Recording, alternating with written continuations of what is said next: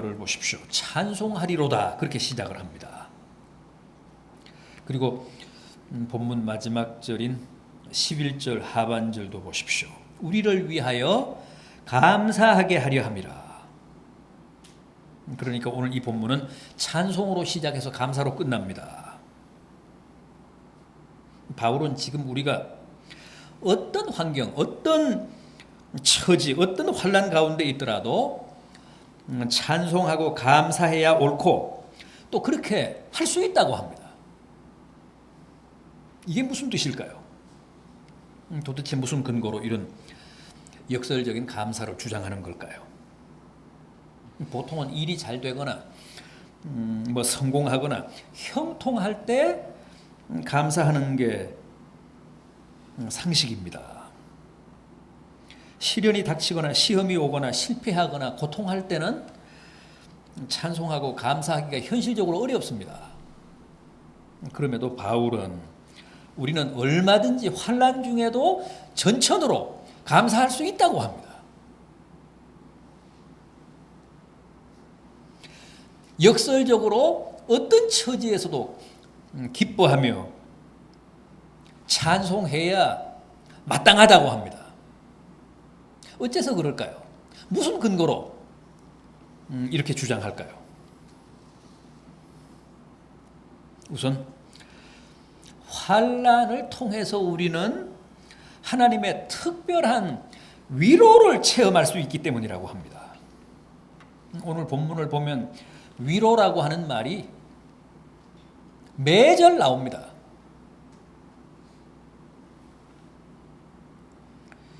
여러분, 그건 사실입니다. 많은 사람들이 실제 환난을 통해, 고난을 통해, 시험 중에 하나님을 만나지 않습니까? 환난 가운데서 하나님의 각별한 위로를 체험합니다.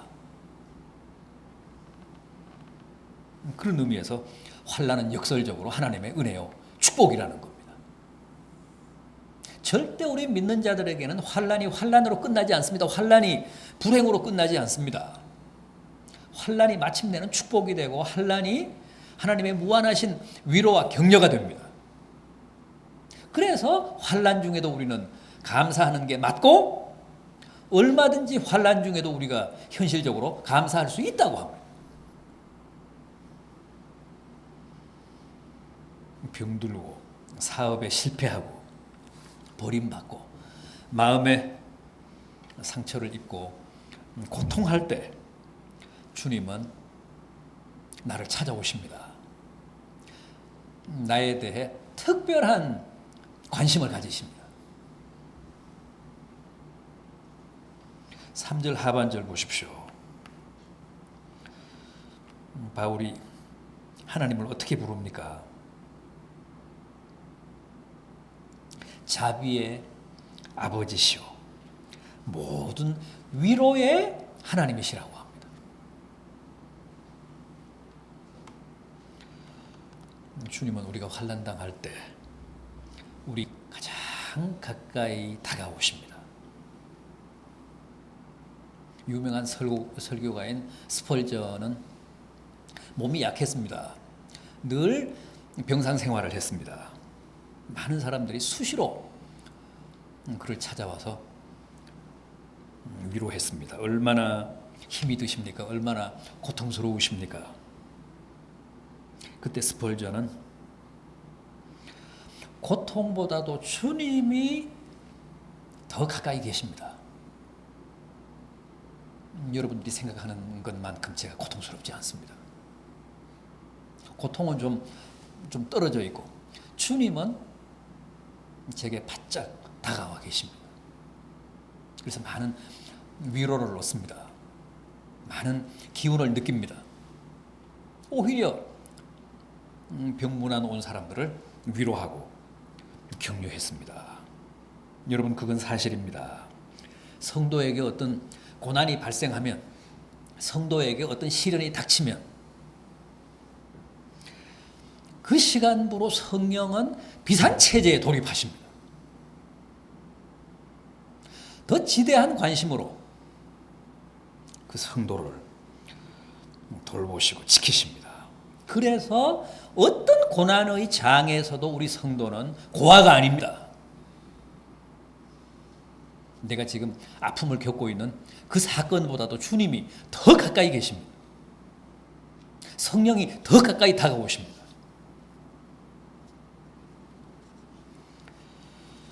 그래서 나와 함께 있어 주시고, 나와 함께 아파해 주시고, 나와 함께 울어 주십니다.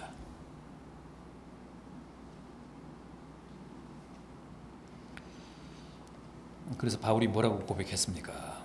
몰라서 그렇지. 우리가 연약할 때, 우리가 환난 당할 때가 실은 가장 어떤 때라고요? 강할 때라고. 내가 가장 약할 때 가장 강하신 주님이 나와 함께 하시기 때문에 내가 시험에 처했을 때, 내가 환난을 만났을 때, 내가 고난 가운데 처해졌을 때가 실은 가장 강할 때라는 거예요. 놀라운 역설 아닙니까?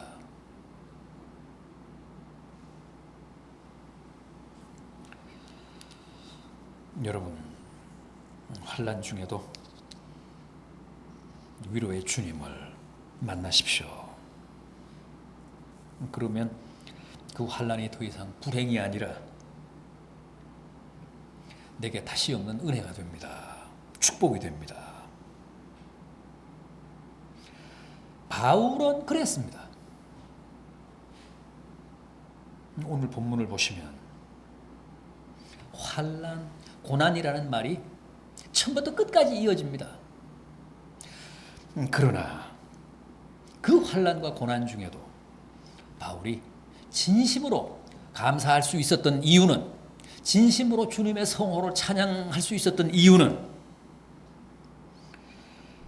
환난 중에 남다른 주님의 위로와 격려를 체험했기 때문입니다. 부디 고난 중에, 환난 중에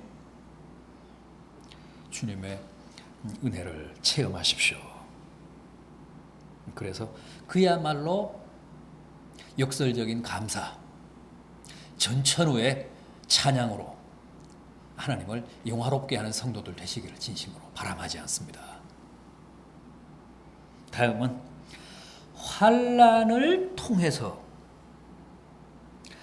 지금 고난당하는 이웃들을 이해할 수 있기 때문에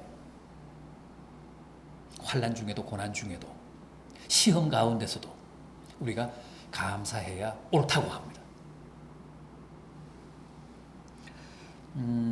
오늘 본문 4절 하반절 보십시오. 4절 하반절. 우리로 하여금 하나님께 받는 위로로서 모든 환난 중에 있는 자들을 능히 위로하게 하시는 이시로다. 얼마나 정확한 말씀입니까? 환난을 겪어본 사람만 지금 환난 당하고 있는 사람들의 애로를 이해할 수 있습니다. 또 환난을 통해 하나님의 위로를 체험해 본 사람만이 환난 중에 있는 이웃을 위로할 수 있습니다. 그래서 환난은 사람을 성숙하게 하고 더욱 인간미가 넘치게 합니다. 주님이 우리의 진정한 위로자가 되실 수 있는 필연적인 이유 뭡니까? 주님 자신이 그 짧은 생애를 통해 친히 많은 환난과 상처를 받은 분이시기 때문에 그렇습니다. 주님은 멸시와 천대와 모욕과 배신과 고난의 극한까지 가신 분이십니다. 그래서 주님은 우리의 모든 아픔과 우리의 모든 절망을 가장 잘 아시고 우리의 모든 환난을 가장 깊이 이해하시는 분이십니다. 그래서 진정한 우리의 위로자가 되실 수 있다는 거예요. 우리가 먼저 고난을 겪고 아픔을 겪어봐야 비로소 주님처럼 우리도 고난당하는 이웃을 진심으로 이해할 수 있고 그들을 위로하며 또 그들을 위해 기도할 수 있습니다. 그러므로 환난이야말로 감사에 옳은 주님의 은혜라는 겁니다. 여러분, 환난이 올 때, 시련이 닥칠 때, 고난 중에 있는, 환난 중에 있는 이웃을 생각하십시오. 그들을 더 깊이 이해하십시오. 그들을 위해 기도하십시오. 그러면 지금 내가 겪고 당하는 환난은 하나님의 가히 없는 축복이 되고 은혜가 됩니다. 정말 내게 환난이 없었던들 이해할 수 없었던 이웃들을 이해할 수 있다면 그 환난은 내게 너무나도 값진 축복이 아닐 수 없습니다. 우리 주변에 고난당하는 이웃을 더 많이 이해하고 그들을 위해 기도하라고 주님이 내게 환난을 겪게 하셨습니다.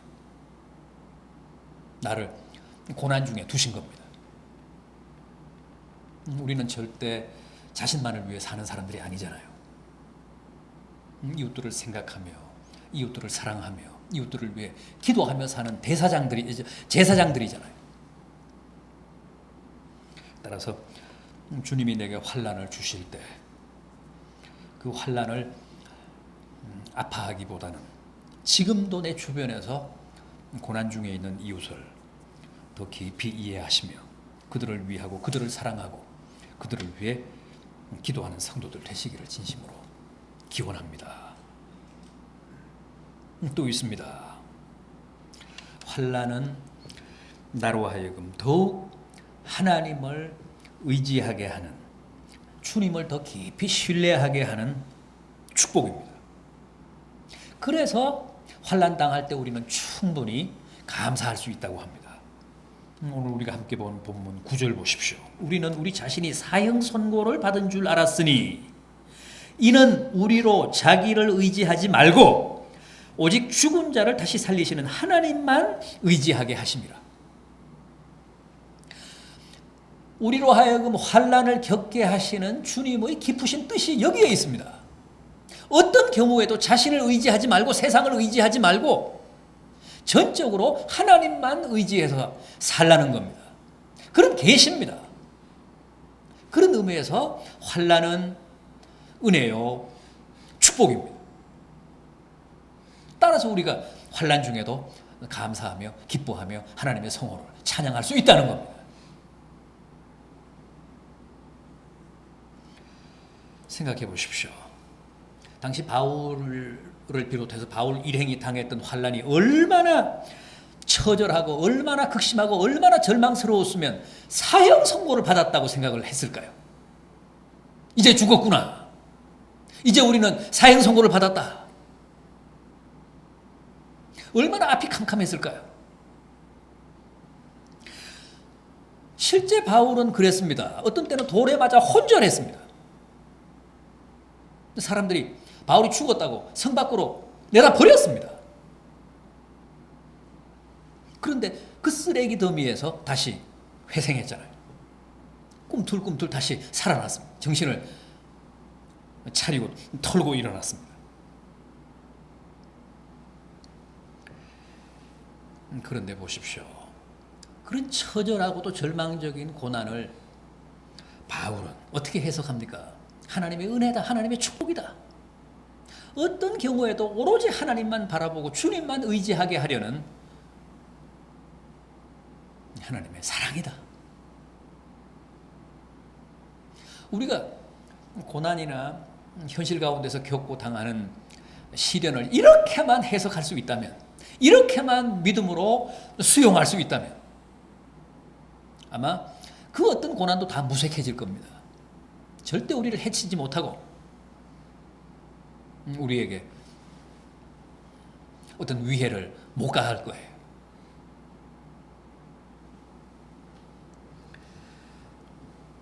다윗의 경우도 보십시오.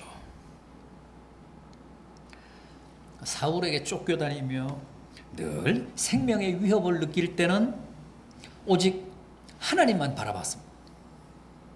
수많은 찬양과 주옥 같은 시를 썼습니다. 그런데 편안할 때, 성공해서 궁중생활을 할 때는 어땠습니까? 한 편의 시도 못 썼습니다. 한 편의 시도 못 썼다는 얘기는 그만큼 기도생활 못했고 그만큼 하나님을 찬양하지 못했다는 뜻입니다.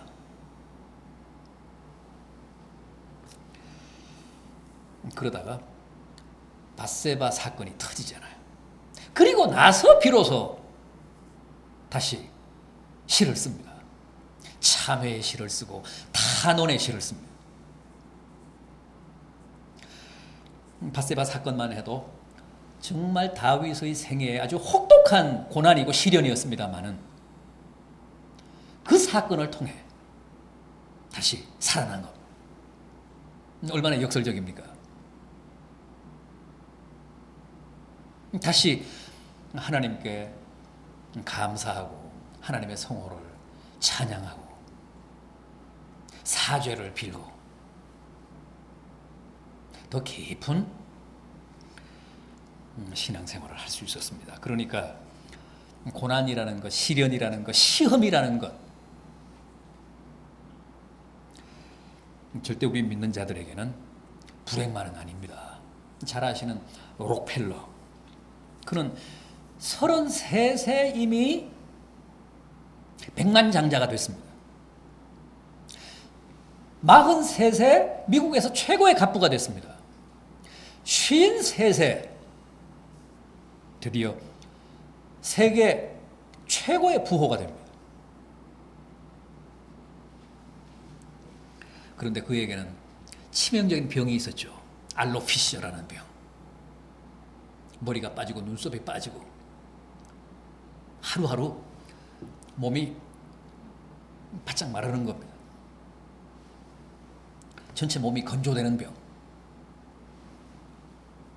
어느 날 주치의 6명이 모여서 소견을 냈습니다. 미안하지만 이제 당신은 1년밖에는 더 살 수가 없습니다. 이런 병세라면, 이런 추세라면 1년을 넘길 수가 없습니다. 그러니 죽음을 준비하시는 게 좋겠습니다. 1년, 많이 살면 1년이라는 거죠.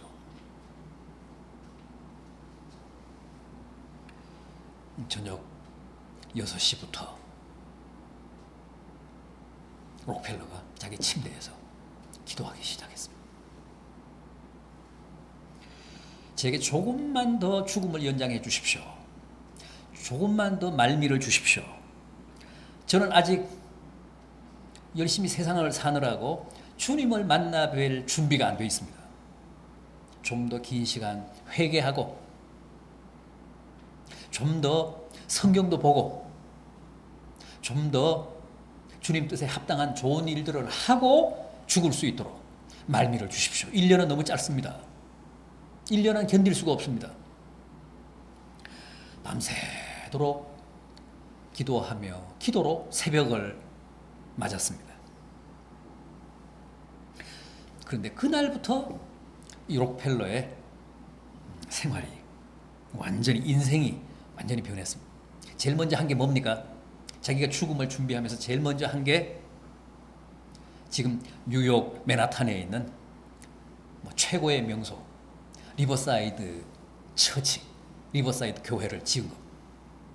그 다음에 록펠러 재단을 만들고, 록펠러 재단이 세계 사회 사업에 관여하지 않는 곳이 없잖아요. 그래서 그 록펠러 재단에 자기의 재산을 다 내놨습니다. 그런데 건강이 갈수록 좋아졌습니다. 일체 약을 다 끊었는데 건강이 회복되기 시작한 겁니다. 본인도 느꼈고 주변 사람들도 다 그렇게 봤습니다. 그래서 신이 나서 더 열심히 기도하고 더 선한 일에 정열을 쏟아부었습니다. 의사가 55세를 넘기지 못할 것이라고 했는데 록펠러가 몇 세까지 살았습니까? 98세를 일기로 세상을 떠났습니다.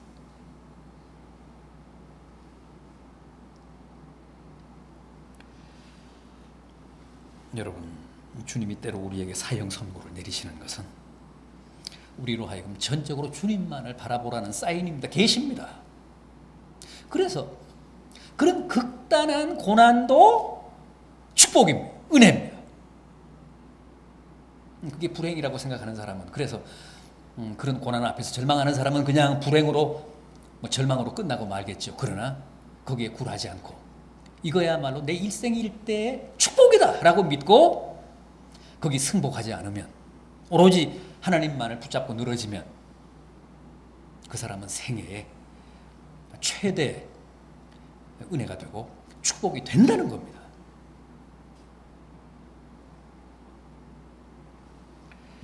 부디 그렇게 믿으십시오. 시련이 올 때, 고난이 닥칠 때, 이것은 오로지 주님만을 바라보라는 하나님의 계시다. 그리고 더욱 주님께 매어 달리시고 하나님 가까이 다가가시기 바랍니다. 그러면 그렇게 믿는 믿음 그대로 일생일대의 축복이 되고 은혜가 될 줄로 믿습니다. 위대한 신앙의 선배들은 다 그렇게 최대의 위기를 최대 축복으로 바꾸었습니다.